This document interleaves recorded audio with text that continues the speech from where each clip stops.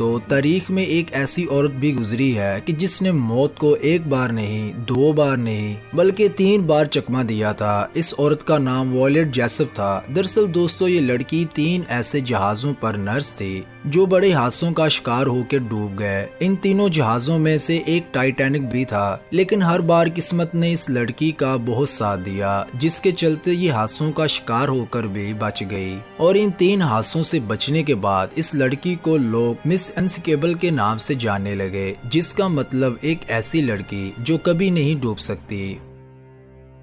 दोस्तों, तारीख में इंडस्ट्रियल रेवोल्यूशन के बाद लोगों को सुबह सवेरे उठ के टाइम पर काम पर जाना होता था और ये अलार्म की घड़ी के बगैर थोड़ा मुश्किल था। और अलार्म वाली घड़ी तब बहुत महंगी हुआ करती थी और तब इन लोगों के पास इतना पैसा भी नहीं हुआ करता कि वो इन घड़ियों को खरीद सके। और फिर इसी के चलते लोगों को जगाने का काम